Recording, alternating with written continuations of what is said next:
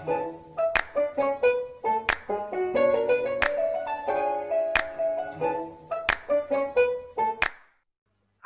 selamat sore Bapak dan Ibu semuanya. Apa kabar? Semoga selalu dalam keadaan sehat dan baik ya. Terima kasih sudah hadir. Saya Bobby yang akan menjadi moderator dan menemani Bapak dan Ibu sekalian dalam webinar Yesdoc sore hari ini. Bapak dan Ibu sekalian, serangan jantung dan problem seputarnya masih menjadi pembunuh nomor satu di dunia dengan raihan 29% kematian global setiap tahun. Penyebabnya beraneka ragam, mulai dari gaya hidup yang tidak sehat dan kebiasaan makan yang buruk. Namun perlu diketahui penyakit jantung yang selama ini mungkin dikenal sebagai penyakit orang tua, kini juga sudah menghantui orang-orang dengan usia yang lebih muda. Bagaimana bisa? Telah hadir bersama kita Dr. Dewi Ayu, spesialis jantung dan pembuluh darah, yang akan mengupas tuntas mengenai penyakit jantung pada orang-orang dengan usia yang lebih muda dan bagaimana kita semua bisa mencegahnya. Kepada Dr. Dewi, waktu dan tempat saya sediakan. Terima kasih Mas Bobi. Bismillahirrahmanirrahim. Assalamualaikum warahmatullahi wabarakatuh. Perkenalkan, saya Dr. Dewi Ayu Paramita, spesialis jantung dan pembuluh darah. Pada hari ini kita akan berdiskusi mengenai topik serangan jantung pada usia muda. Next, Mas. Oke. Jadi ini beberapa klasifikasi umur yang saya dapatkan dari berbagai sumber, di mana menurut Herlock tahun 1990 yang dikatakan usia dewasa awal adalah usia dari umur 18 tahun sampai ke 40 tahun. Next. Oke, tapi memang tidak menutup kemungkinan bahwa orang-orang di usia dewasa awal ini dapat mengalami serangan jantung.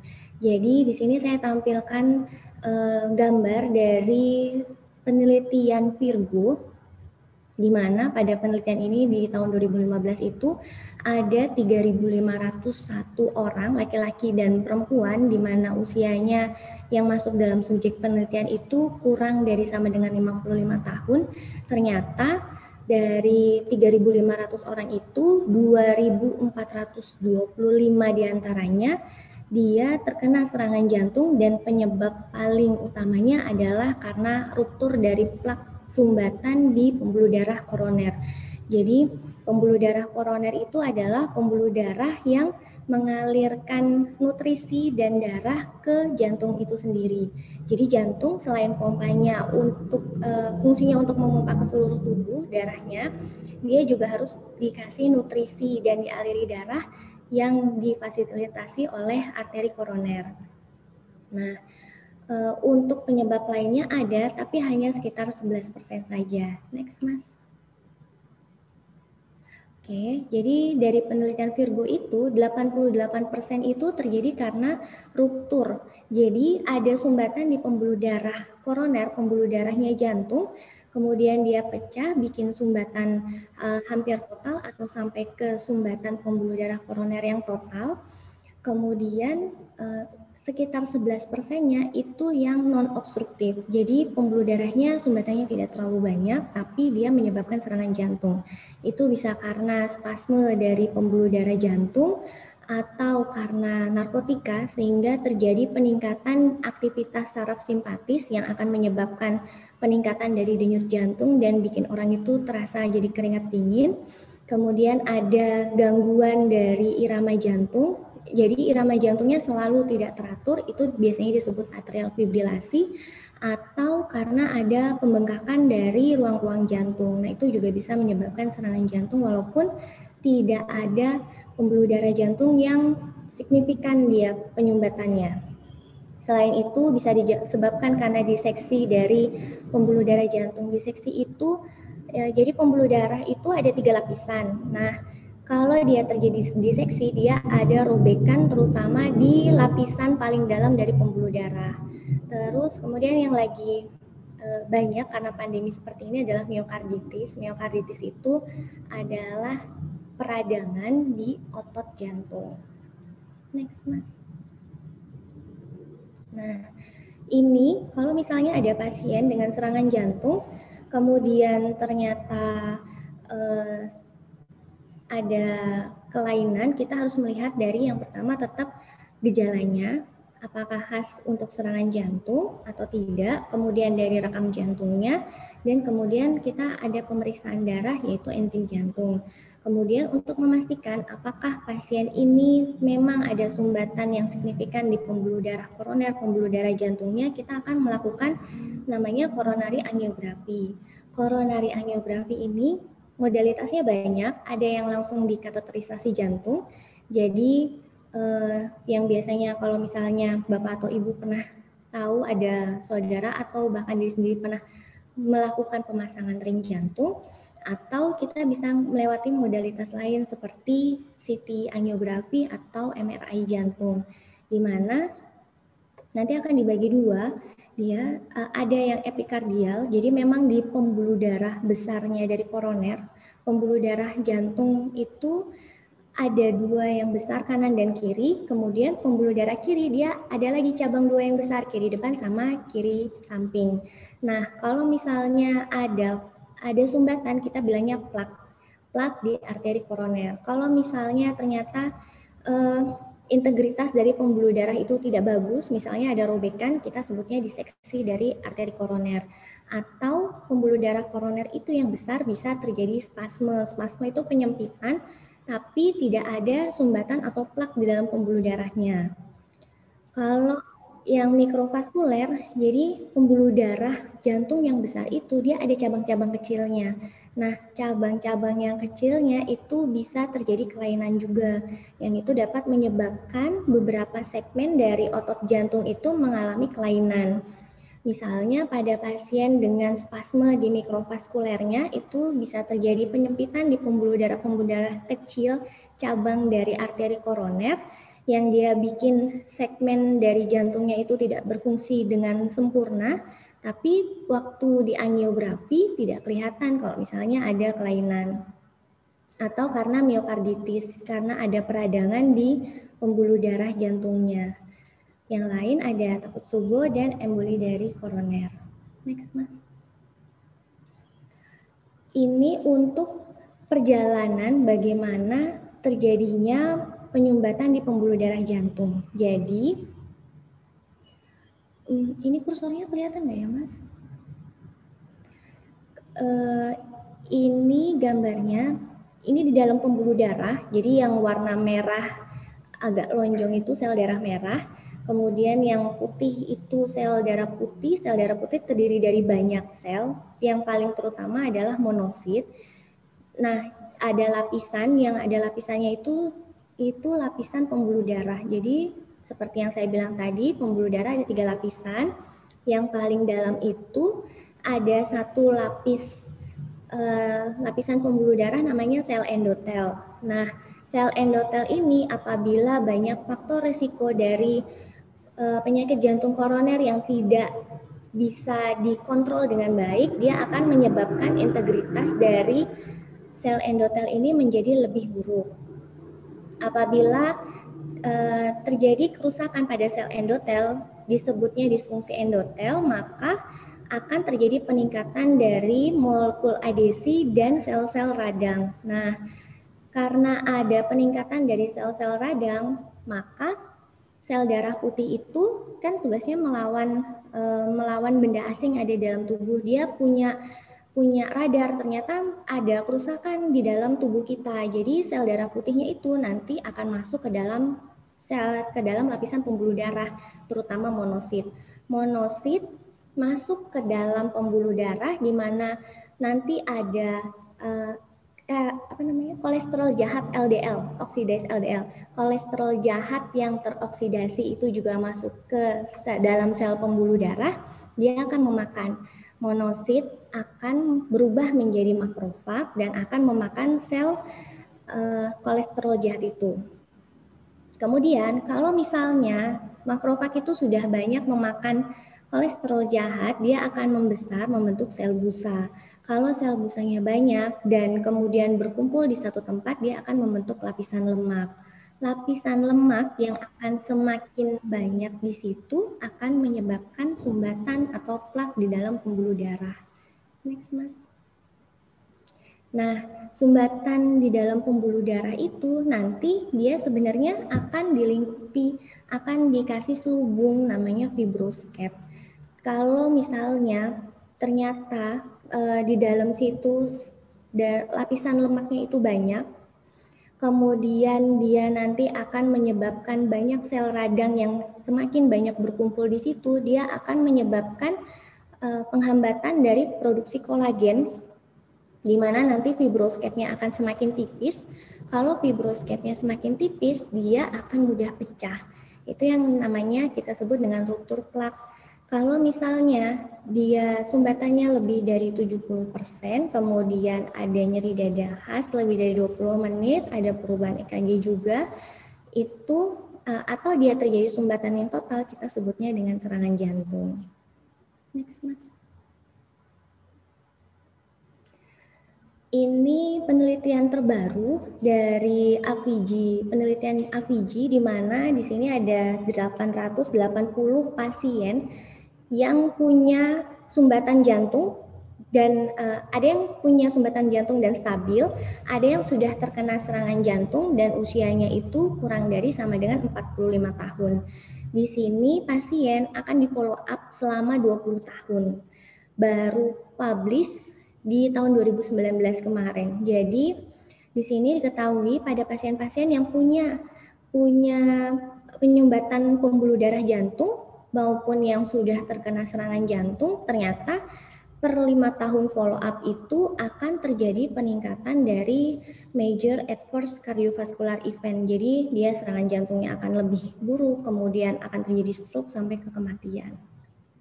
Dan di sini bisa dilihat untuk independennya dari inflammatory disease, kemudian rokok yang terutama, ras, diabetes, dan sumbatannya itu sudah di banyak pembuluh darah atau belum. Next, Mas.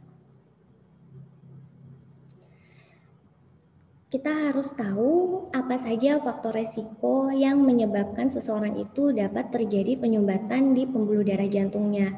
Sebenarnya kalau misalnya dilihat dari bagan ini, kalau misalnya faktor risikonya itu hanya satu, misalnya hanya berat badan yang lebih, atau misalnya merokok, kolesterol tinggi, diabetes, atau hipertensi, hampir sama. Kecuali memang kalau dilihat di sini, itu di bagan yang merokok dan yang diabetes, dia akan 2 kali lipat lebih banyak resikonya untuk terjadi serangan jantung dibandingkan untuk faktor resiko yang lain. Tapi kalau misalnya individu tersebut punya banyak faktor resiko, misalnya berat badannya lebih dan dia merokok, nah itu faktor resikonya untuk terjadi serangan jantung dia akan lebih banyak, sampai ke 4 kali lipat. Demikian juga dengan kalau misalnya udah merokok, berat badan lebih, kolesterol tinggi, ini juga yang saya alami. Jadi saya punya konsultasi online, kemudian orangnya itu umurnya masih di 43 tahun, dia katanya merokok jarang, tapi memang berat badan berlebih. Terus habis itu, waktu itu katanya lagi pulang bolak-balik Cengkareng Bogor, agak jauh memang kan perjalanannya. Habis itu, saya di konsultasi online ternyata serangan jantung, jadi harus hati-hati. Next, Mas. Ini untuk bagan dari AVG study tadi, jadi sebenarnya kalau untuk wanita itu bisa dilihat di sini, untuk resiko terjadi serangan jantungnya memang akan lebih kecil karena wanita itu punya hormon estrogen, di mana hormon estrogen itu akan menyebabkan pelebaran dari pembuluh darah. Nah, kalau pembuluh darah itu lebih lebar, dia lebih melindungi. Jadi kalau semakin sempit kan dia semakin tidak banyak nutrisi yang akan ke jantung bagian bawahnya pembuluh darah. Kalau wanita dia ada hormon estrogen, jadi dia dilindungi. Tapi harus dilihat juga ada beberapa yang bisa bikin wanita itu terkena serangan jantung juga di usia muda. Yang paling sering adalah kalau dilihat dari tabel ini tetap di merokok. Merokok itu sangat berbahaya. Ini saya juga punya pasien 40 tahunan, saya sudah nyari kemana-mana, diabetesnya masih normal, tekanan darah normal, terus habis itu makannya katanya agak dijaga ya walaupun tetap makannya banyak, tapi kolesterolnya tidak terlalu tinggi. Pas habis dipasang ring baru pasiennya ngaku ternyata dia perokok. gitu. Nah, kemudian yang harus hati-hati adalah untuk ras yang Asia dan yang ras Afrika itu lebih tinggi resikonya untuk terjadi serangan jantung. Untuk diabetes dan family history itu juga harus hati-hati. Next, Mas.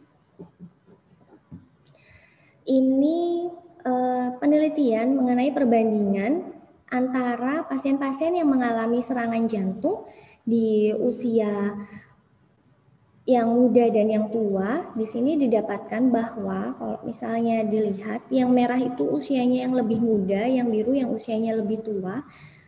Yang lebih tinggi adalah orang-orang yang usia muda itu lebih banyak merokok. Jadi pada saat usia muda dia lebih sering terkena serangan jantung ini. Oke, next Mas. Jadi kalau misalnya ada pasien usia muda, 1 dari 10 pasien yang terkena serangan jantung itu usianya muda. Tapi kalau misalnya usia muda itu punya riwayat keluarga, dia punya sumbatan jantung atau pernah serangan jantung atau punya tiba-tiba kematian mendadak di usia muda, kemudian kolesterolnya tidak dijaga, terutama yang kolesterol jahat. Jadi saya biasanya minta ngeceknya itu bukan kolesterol total yang sering dicek di luar, yang bisa langsung dicetik itu, tapi biasanya saya minta trigliserid dan kolesterol jahatnya LDL. Kalau misalnya lebih dari 150 dia bahaya untuk terjadi sumbatan jantung. Next, Mas. Wanita tidak menutup kemungkinan untuk dapat terjadi serangan jantung. Jadi kalau misalnya dilihat di sini, tetap dengan faktor-faktor resiko, dan yang paling berpengaruh itu kalau di wanita memang di family historinya. Saya punya pasien usianya 35 tahun, ngeluh tidak nyaman di dadanya, tapi karena usia muda dan memang jarang untuk terjadinya sumbatan jantung, biasanya saya agak pertamanya underdiagnosis gitu kan, tapi akhirnya setelah di treadmill, ternyata treadmillnya ada indikasi di sumbatan jantung, baru kita lakukan kateterisasi jantung. Ternyata pasien saya itu sudah 1 sumbat total di pembuluh darahnya 1, kemudian 2 pembuluh darah yang lainnya juga sudah ada sumbatan, jadi kita pasang ring 2. Jadi makanya harus tahu keluarganya ada tidak yang punya penyakit jantung koroner di usia muda. Next, Mas. Ini faktor-faktor yang bisa menyebabkan wanita itu juga gampang terkena serangan jantung. Ini karena faktor depresi, ansietas, stres itu juga memicu. Jadi ada penelitian kalau di sini dari Genesis Praksi itu dikatakan bahwa pasien-pasien wanita muda yang terkena serangan jantung, mortalitas angka kematiannya akan lebih tinggi yang di treatment depresinya dibandingkan yang tidak di treatment untuk depresinya. Next, Mas. Oke, nah masalahnya adalah perempuan yang datang untuk mengeluh nyeri dada itu tidak sejelas gejalanya pada laki-laki. Jadi biasanya perempuan ini datang tanpa gejala nyeri dada. Dia cuma, pasien saya yang serangan jantung itu, dia keluhannya hanya nyeri punggung, tidak ada sama sekali nyeri dada, sampai akhirnya dia ke dokter umum dulu di rumah sakit. Kemudian dokter umumnya untung cepat rekam jantung di EKG, ternyata ketahuan, ngasih tahu ke saya. Saya bilang ini serangan jantung, tapi ya awalnya nggak percaya. Jadi perempuan itu banyak yang tidak punya gejala nyeri dadanya, kemudian waktu sudah ketahuan jelas kalau dia itu punya sakit jantung, sumbatan, sering enggak percayanya gitu. Jadi yang bikin perempuan itu resikonya lebih tinggi adalah karena underdiagnosis sama undertreatment. Dan kalau misalnya kita sudah mau ngasih terapi dengan cepat, kadang juga denialnya agak tinggi. Jadi harus hati-hati. Next, Mas. Oke, ini karena kita lagi di masa pandemi, saya akan membahas sedikit kenapa pasien-pasien dengan COVID-19 itu bisa terjadi gangguan di jantungnya. Jadi,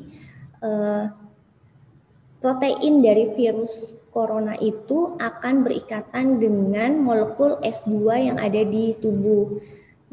Baru kemudian dia akan masuk dengan cepat ke alveolus, jadi sel dari parunya. Nah, di dalam sitoplasma dari sel itu nanti baru dia akan bereplikasi RNA virusnya. Cuman masalahnya adalah S2 ini ternyata tidak hanya ditemukan di paru-paru, dia juga bisa ditemukan di jantung, kemudian bisa ditemukan juga di GI tract, di usus, di perutnya. Makanya untuk corona ini gejalanya enggak selalu sesak napas dan batuk, kadang nyeri dada, kadang dia juga bisa mengeluh, mual atau muntah. Teman saya yang spesialis jantung di Tangerang waktu itu sempat ngomong ke saya ada pasien nyeri dada, terus waktu dicek ronsennya ternyata mengarah ke corona, di swab positif. Jadi karena di masa pandemi juga kita harus hati-hati untuk corona. Nah, kalau misalnya ternyata virusnya corona itu banyak masuk ke S2-nya dari jantung, dia akan menyebabkan disfungsi dari endotel tadi. Kalau ada disfungsi dari endotel, dia bisa bikin plaque rupture, bisa bikin serangan jantung. Kemudian kalau misalnya dia bikin inflamasi di jantung, dia bikin peradangan di otot jantungnya, itu yang disebut miokarditis. Karena otot jantungnya mengalami peradangan, otomatis fungsi dari jantungnya akan berkurang. Nah, kalau misalnya pompa jantungnya nggak bagus, dia akan menyebabkan gagal jantung namanya. Kemudian kalau misalnya dia bikin kerusakan dari otot jantung, akhirnya aliran listrik jantung tidak akan berfungsi dengan baik, dia akan menyebabkan gangguan dari irama jantung. Next, Mas. Oke. Jadi tadi kan kita tahu kalau usia dewasa awal itu antara 18 sampai 40 tahun. Cuman kalau di jantung itu sendiri kita bilang prematur coronary artery disease. Jadi penyakit jantung itu terjadi lebih mudah kalau misalnya pasien itu terkenanya di bawah 45 tahun untuk laki-laki, untuk perempuan 55 tahun, dan harus dicek untuk keluarganya juga dilihat. Karena saya punya berkali-kali pasien datang dan itu berurutan di usia yang sama terkena serangan jantungnya. Pertama saya punya pasien, ada bapaknya sudah bypass di usia 40, kemudian ada anaknya yang ngerokok, datang ke saya ternyata di usia 30-an hampir 40 sudah harus pasang ring. Kemudian kemarin ada pasien saya juga, tapi pasien saya yang adik terakhirnya itu masih usia 20 tahunan, masih saya jaga jadinya. Bapaknya juga meninggal kurang dari 50 tahun. Terus ini kakaknya 40 tahun sudah harus bypass karena kakaknya itu darah tinggi dan tidak mengontrol rutin darah tingginya. Jadi kalau misalnya di sini ada silsilah keluarga, nanti harus dicek di umur berapa. Kayak misalnya di sini bapaknya itu meninggal tiba-tiba usia 44 tahun, kalau ibunya kena serangan jantungnya di usia 75. Akhirnya anaknya ada 5 ini, semuanya yang perempuan pertama serangan jantung usia 42, laki-laki yang kedua serangan jantung usia 39, laki-lakinya yang keempat serangan jantung usia 36. Kadang kalau laki-laki dia berurutan, kecuali kalau misalnya perempuan biasanya agak lebih lama, tapi kalau misalnya nanti menikah dengan laki-laki yang perokok, dia jadi perokok pasif, itu juga gampang terkena sumbatan di pembuluh darah jantungnya. Karena saya punya pasien 55 tahun, nggak ada darah tinggi, nggak ada diabetes, datang ke saya tiba-tiba ngeluh dadanya nggak enak, di treadmill saya ngeliat kok kayaknya ada sumbatan, ada kelainan dari rekam jantung di treadmillnya. Waktu kita kateter itu memang harus pasang ring, ternyata dari rokok pasifnya itu. Next, Mas. Nah, ada juga pasien nanya ke saya kan, dok, genetiknya apa yang bermasalah? Kalau mau dicari banyak. Jadi di sini ada 2 slide sendiri yang bikin. Cuman bahkan kalau saya nggak salah kemarin ada laboratorium swasta juga yang udah tahu untuk resiko coronary artery disease. Cuman kalau misalnya kita tahu kita punya genetik, itu pun kelihatan sebenarnya orang tua kita meninggalnya usia berapa atau terkena serangan jantung atau sudah pasang ring di umur berapa. Nanti kita sebagai anaknya sudah harus hati-hati di umur sekian, dan biasanya perjalanan untuk terjadi plak di pembuluh darah jantung itu mulai dari umur 25 tahun ke atas. Jadi umur 25 tahun ke atas kalau misalnya memang punya darah tinggi sudahan atau punya diabetes sudah dari awal, harus dijaga benar-benar faktor resikonya. Jangan sampai kita tahu ada genetik tapi masih ngerokok, sama aja gitu. Jadi ini beberapa genetik yang berpengaruh yang bisa bikin prematur coronary artery disease. Next, Mas. Jadi kalau yang dicek bukan cuma orang tua atau keluarga inti itu serangan jantung, punya sumbatan di jantung atau meninggal mendadak usia berapa, tapi lihat juga kolesterolnya. Kalau kolesterolnya cenderung tinggi, itu juga harus dilihat di keluarga inti. Kalau perlu sampai ke anak-anak sendiri juga. Nanti kalau misalnya udah di usia yang bukan masa pertumbuhan, karena ada yang namanya familiar hiperkolesterolemi. Jadi dia menurunkan kadar kolesterol yang tinggi gitu. Next, Mas. Oke, jadi yang kita harus tata laksana pertama, jangan sampai serangan jantung. Jadi kita harus tahu ada di mana kita, apa kita masih sehat tapi punya resiko untuk serangan jantung. Dilihat dulu untuk keluarganya, memang ada kelainan enggak di jantungnya, ada riwayat untuk sumbatan pembuluh darah jantung atau enggak. Kalau ada, harus hati-hati. Kalau misalnya ada, mulai dari usia muda sudah harus pola hidup sehat, olahraga rutin. Dilihat selain menurunkan sumbatan jantung, keluarga nurunin penyakit yang lain enggak, kayak ada darah tinggi enggak yang diturunkan, ada diabetes enggak yang diturunkan, dan tidak boleh merokok sama sekali. Atau kita sudah di pembuluh darah jantungnya itu sudah ada sumbatan, tapi tidak ada keluhan. Nah, caranya gimana? Bisa ngecek, biasanya kalau misalnya sumbatannya itu masih sedikit dan tidak terlihat di treadmill, kita bisa ngelihat lewat kalsium score dari CT scan.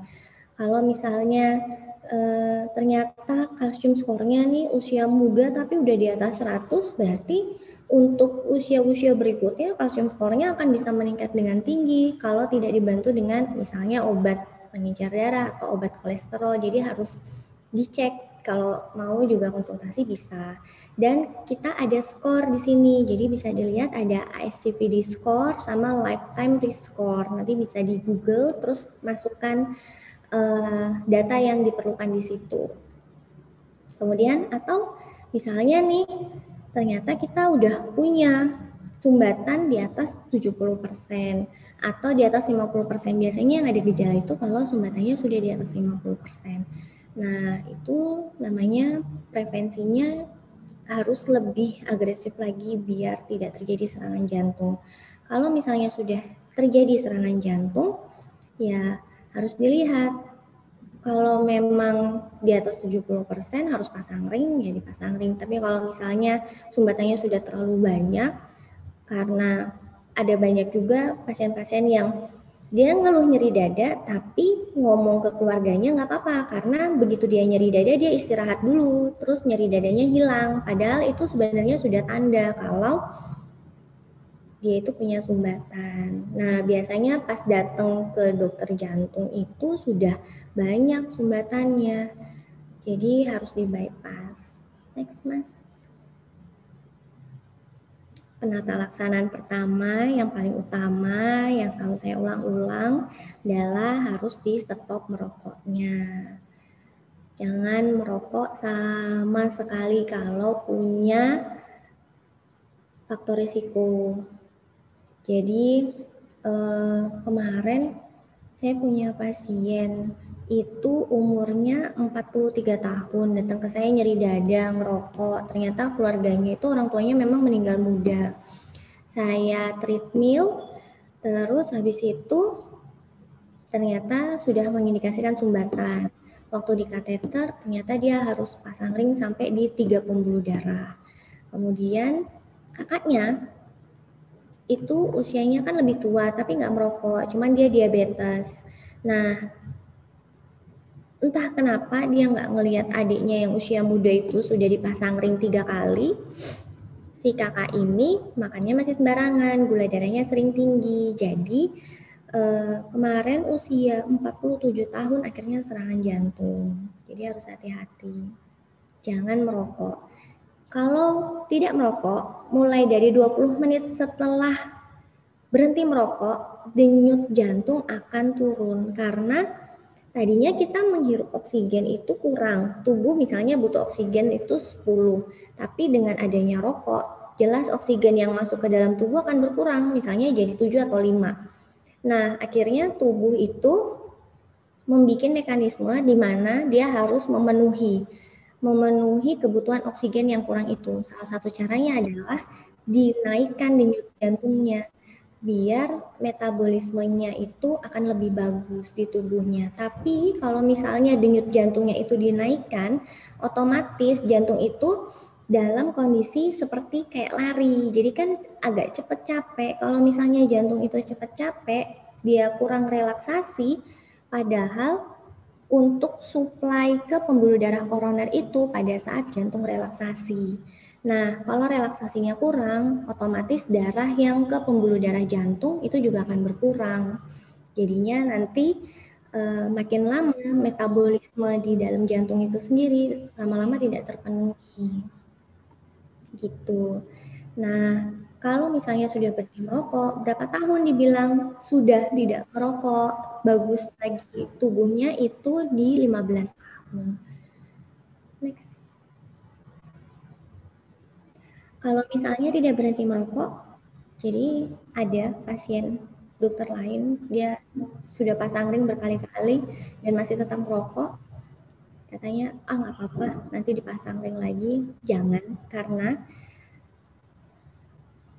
kalau kita lihat dari bagan ini, kalau misalnya sudah punya riwayat keluarga dengan serangan jantung usia muda atau punya tiba-tiba meninggal mendadak usia muda, itu kalau misalnya ditambah dengan rokok, maka pasien itu akan terjadi event untuk terjadi prematur CAD itu di 77%, hampir pasti.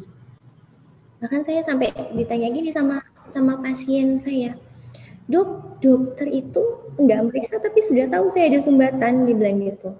Jadi ada bapak-bapak 50-an tahun sudah dengan susah payah dipasang ring, tapi bapak itu diabetes dan masih ngerokok. 1 tahun kemudian datang ke saya, waktu itu dokter jantungnya bukan saya, 1 tahun kemudian datang ke saya dan saya udah tahu bapak ini pasti sumbatannya nambah lagi, dan ternyata benar. Di atas ring yang dipasang kemarin itu sumbat total. Akhirnya bapaknya pilihannya cuma bebas sekarang. Jadi jangan sampai merokok, karena kalau misalnya punya riwayat keluarga dengan pembuluh darahnya gampang tersumbat ditambah rokok, dia akan jauh lebih pasti terkena sumbatan jantung juga. Kalau misalnya sudah dipasang ring misalnya terus merokok lagi, maka untuk recurrent event-nya juga akan lebih tinggi di pasien-pasien yang merokok. Next, Mas.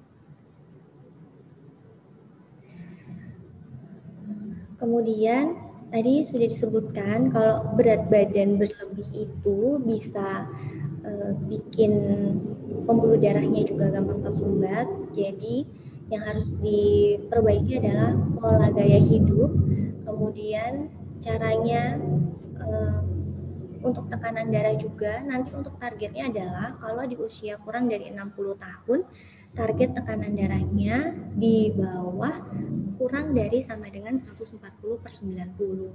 Kalau misalnya usianya lebih dari 60 tahun, targetnya kurang dari sama dengan 150/90. Nah, kalau misalnya ternyata datang dengan berat badan berlebih dan tekanannya tinggi. Kenapa orang berat badannya lebih, tekanannya tinggi? Karena dia harus memompa luas perampangnya luas, jadi mau nggak mau jantung harus bekerja lebih keras, tekanannya harus lebih tinggi untuk bisa masuk ke pembuluh darah yang lebih perifer. Itu kalau misalnya penurunan berat badannya ada di 10 kg, maka dia bisa menurunkan tekanan darah sampai 5-20 mm merkuri. Kemudian yang sangat berpengaruh juga adalah makanan asinnya harus dikurangi. Untuk diet rendah garam, dia bisa menurunkan sampai di 10 mm merkuri juga. Kemudian aktivitas fisik juga harus ditingkatkan, karena kalau misalnya aktivitas fisiknya naik, nanti denyut jantungnya akan relatif lebih stabil di angka 60-70 kali per menit, dan itu juga bisa mengurangi tekanan darah. Next, Mas. Next. Oke, ini untuk pedoman pemantauan gula darah, bisa di Google juga, ini dari Perkeni. Untuk yang punya diabetes dan yang punya diabetes pada saat hamil itu beda. Kalau misalnya dengan orang-orang yang punya gula, dia gula darah puasanya kurang dari 130, gula darah 2 jam setelah makannya kurang dari 180. Di mana kalau misalnya diabetesnya tidak terkontrol, itu juga akan menyebabkan sumbatan yang lebih banyak untuk kedepannya. Next, Mas. Ini untuk rekomendasi makanannya, ada yang sehat, ada yang sekali-kali, ada yang hati-hati berbahaya, dan sama sekali tidak boleh. Terutama seafood itu tidak boleh sama sekali karena kolesterolnya tinggi. Untuk garam maksimal kalau memang punya darah tinggi atau sumbatan di pembuluh darah jantung, maksimal 1 sendok teh saja dalam sehari. Next. Ini untuk manfaatnya untuk salt intake-nya. Jadi, kalau misalnya kita mengurangi makanan garam, kita dapat mengurangi 7-12% penyakit jantung koroner. Next, Mas. Ini untuk target dari kolesterolnya. Jadi, kalau misalnya pasien-pasien yang punya riwayat familial, yang punya keturunan dan pernah serangan jantung, apalagi kalau serangan jantungnya berulang, itu lebih baik kalau kolesterol jahatnya di bawah 55. Jadi yang dicek adalah LDL-nya, bukan kolesterol totalnya. Next, Mas. Oke, berat badan harus dijaga, kemudian olahraganya harus rutin 30-60 menit per hari. Yang diutamakan adalah jogging, sepeda, atau renang. Next. Karena kalau misalnya dengan olahraga yang aerobik, dia akan menurunkan denyut jantung istirahat, kemudian VO2 max, jadi konsumsi oksigennya akan bagus, dan pompa jantungnya akan lebih bagus dibandingkan olahraga yang cuma angkat beban saja. Next. Oke, ini untuk manfaat olahraga, dia bisa sebagai anti aritmia. Jadi banyak pasien saya juga yang datang dengan gangguan irama jantung. Waktu saya treadmill, irama jantungnya jadi normal, jadi saya suruh olahraga, begitu dia olahraga rutin, irama jantungnya kembali normal. Next.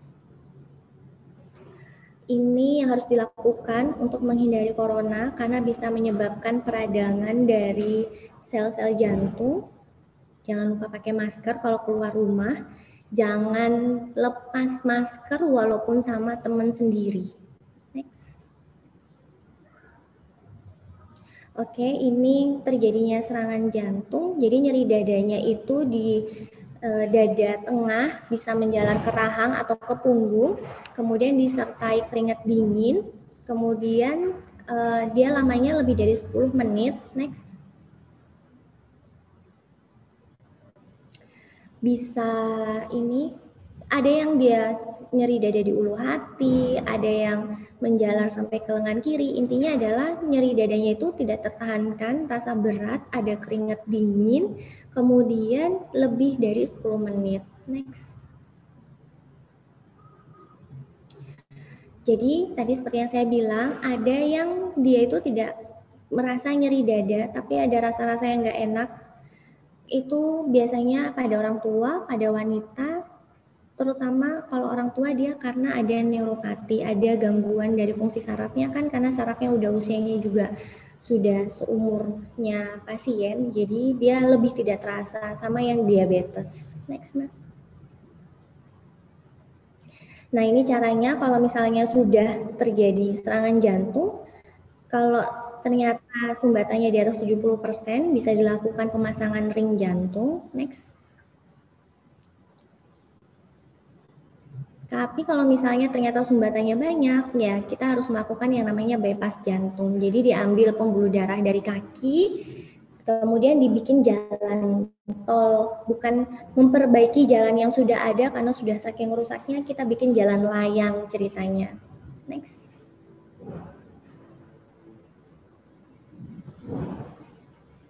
Oke, ini untuk pencegahan sekunder dan tersiernya, jangan lupa resikonya harus dicek, punya enggak. Kalau misalnya punya dan ternyata sumbatannya sudah di atas 50%, itu lebih baik meminum obat pengencer darah.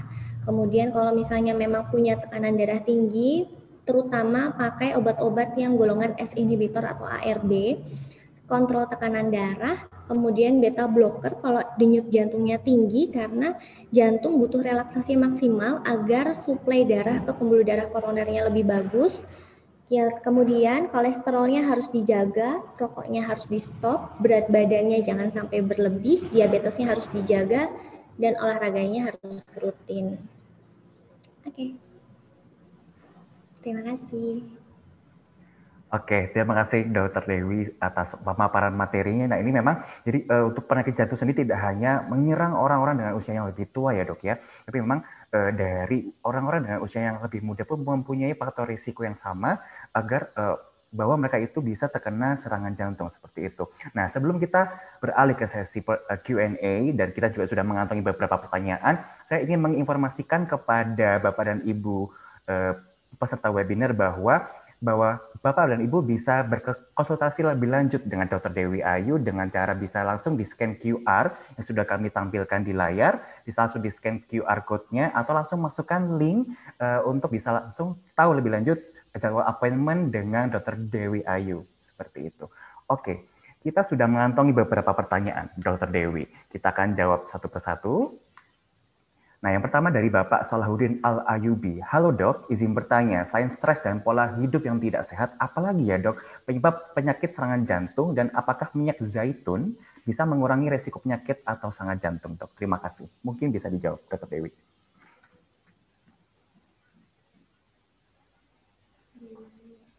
Oke, mungkin bisa di-unmute dulu ya dok ya. Oke, iya. Iya, jadi memang stres, kemudian pola hidup tidak sehat itu bisa bikin penyakit jantung koroner, tapi terutama faktor resikonya yang sangat berpengaruh itu merokok, kemudian tekanan darahnya, kemudian diabetesnya. Nah, kalau untuk minyak zaitun sendiri, dia kan termasuk minyak yang baik, karena dia dari minyak nabati. Cuman minyak zaitun itu dia adjunctive, jadi penyerta saja. Jadi kalau misalnya memang untuk mencegah serangan jantung itu terutama faktor resikonya yang harus dikurangi, bukan makanannya yang harus ditambah. Baik, Dr. Dewi. Nah, kita bisa beralih ke pertanyaan selanjutnya dari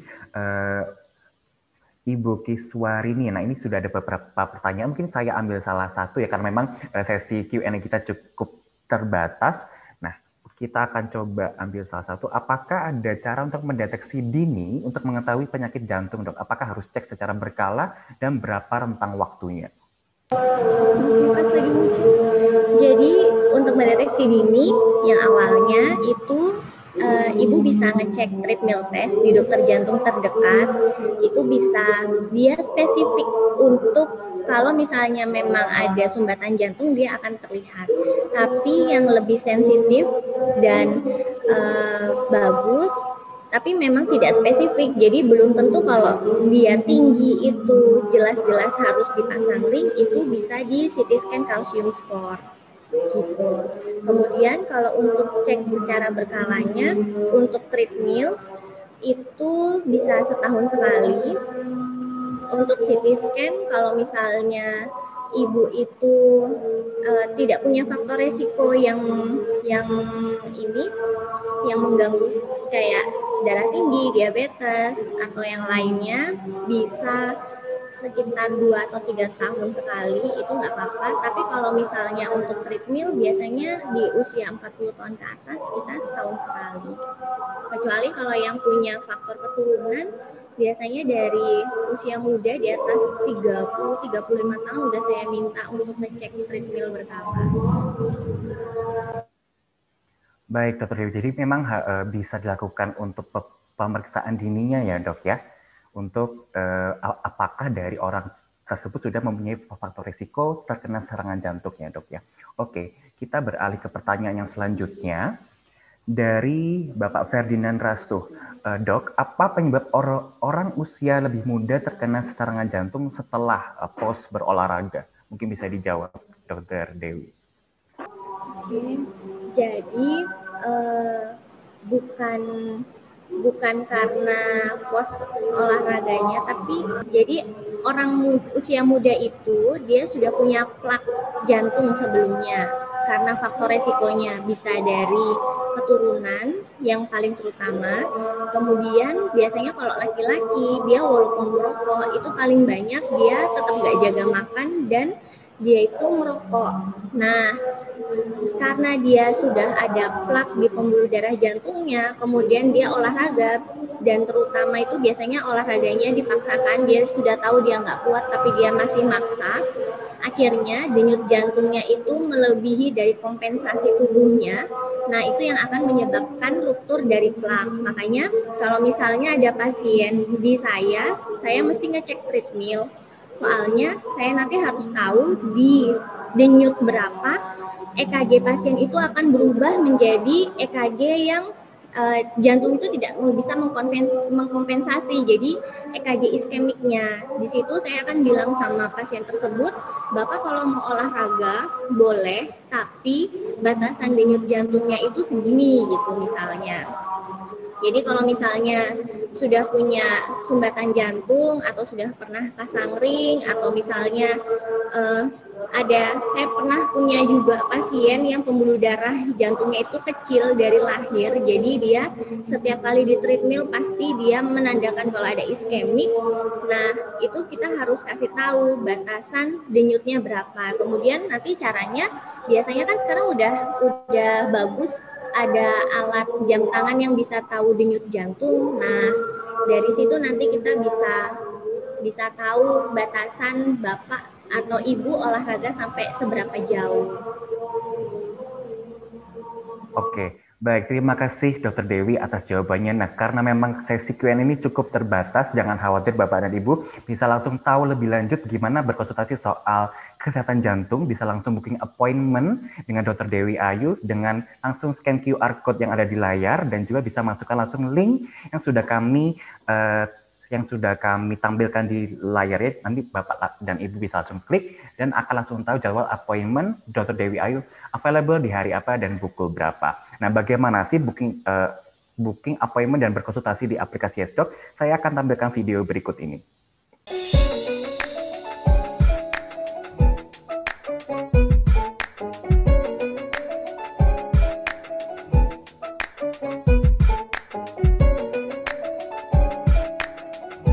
Selamat datang di aplikasi YesDoc. Ketuk Yes. Pilih dokter spesialis sesuai dengan kondisi Anda. pilih jadwal konsultasi. Lalu, pilih metode pembayaran yang Anda inginkan. Selamat, Anda telah berhasil membuat jadwal. Pastikan Anda bersiap pada saat dokter memanggil. Silakan menunggu, dokter akan segera menghubungi Anda. Aplikasi YesDoc memiliki fitur video call. Anda juga dapat menggunakan mode telepon. Setelah selesai, silakan menunggu.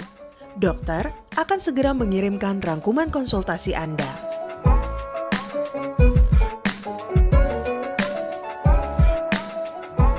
Download YesDoc sekarang juga. Ya, itu tadi adalah sekilas tampilan bagaimana sih ketika Bapak dan Ibu bisa booking appointment dan booking konsultasi di aplikasi YesDoc dan cara konsultasinya pun seperti apa. Nah, nanti bisa langsung di-download di Google Play Store dan App Store. Bapak dan Ibu bisa langsung konsultasi online dengan dokter melalui video call atau telepon kapan saja dan di mana saja. Oke, dokter, kita sudah sampai di sesi akhir ya, sudah di sesi akhir webinar. Mungkin dari dokter Dewi bisa langsung menjelaskan secara singkat, Dok. Review singkat bagaimana sih kiat-kiat untuk menjaga kesehatan jantung, apalagi untuk orang-orang dengan usia yang lebih muda. Oke, jadi yang pertama jangan lupa kenali faktor resiko Anda. Yang kedua, ketika sudah tahu faktor resikonya, dijaga dan dikontrol dengan baik.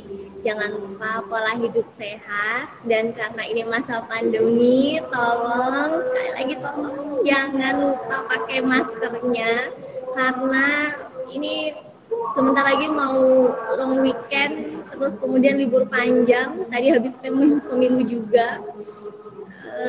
Karena teman saya sendiri juga sudah ada yang kena, karena pernah satu mobil dengan temannya yang lain, karena sama-sama dokter mungkin ya, jadi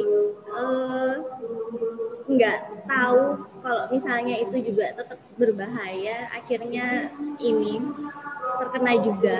Jadi tetap pola hidup sehat, jangan berkumpul terlalu banyak orang, dan kemudian satu lagi jangan merokok. Terima kasih.